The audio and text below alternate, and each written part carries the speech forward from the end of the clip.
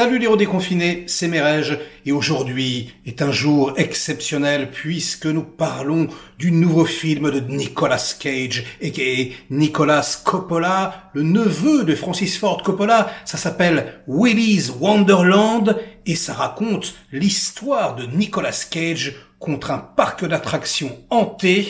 Wouh! Et là, je n'ai rien besoin de vous dire d'autre, vous avez instantanément envie de regarder le film.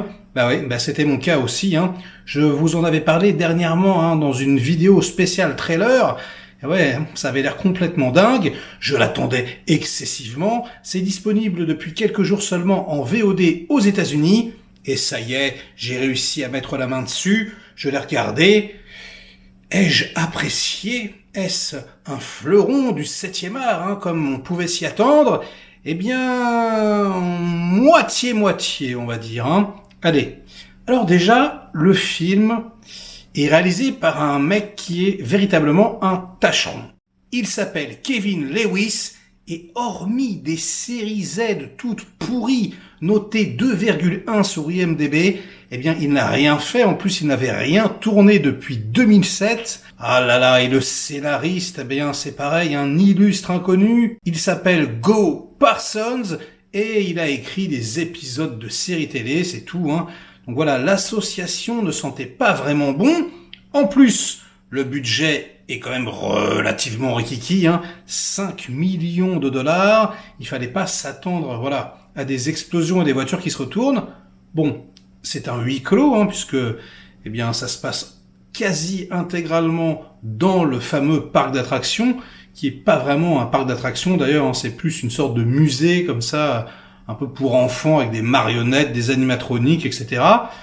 Donc voilà, on ne partait pas forcément avec tous les atouts de notre côté, mais l'atout principal, j'ai envie de vous dire, évidemment, c'est Nick Cage. Nick Cage, qui, dans n'importe quelle bouse, quelle qu'elle soit, eh bien, il arrive à insuffler quelque chose, il arrive toujours comme ça à imposer son talent, souvent sa folie, même quand il est en roue libre.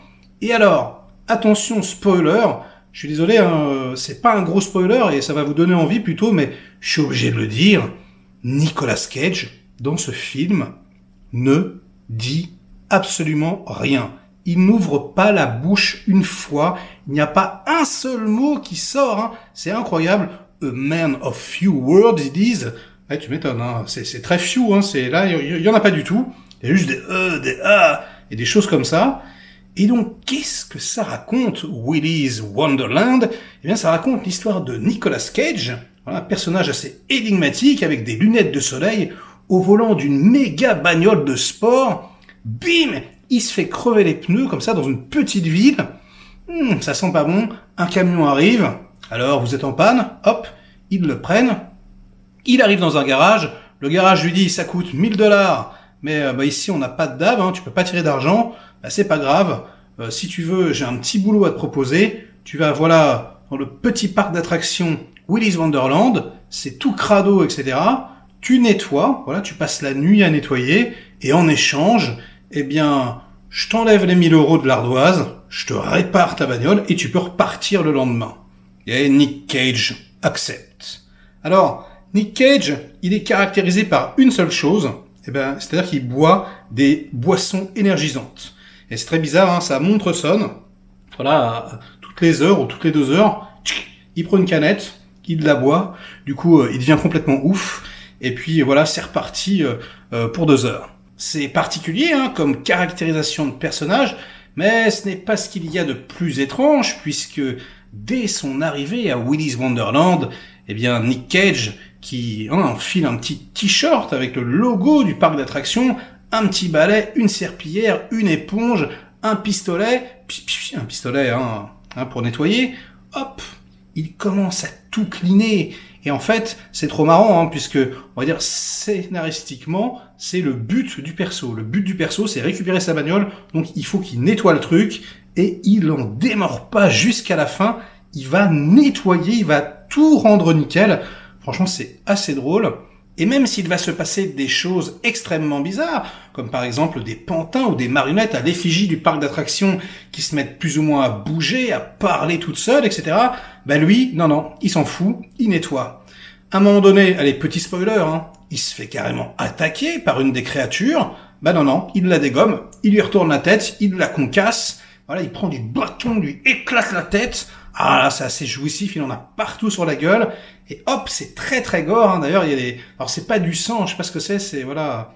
de l'huile mécanique, quoi, hein, qui gicle partout, etc.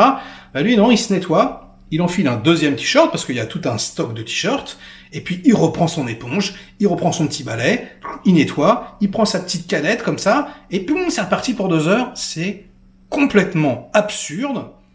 Et donc là-dessus, il y a un groupe de petits jeunes qui habitent, voilà, dans la ville, qui sont au courant. Donc, ce parc d'attractions est plus ou moins étrange, avec une histoire que je vais pas vous spoiler, mais bon, voilà.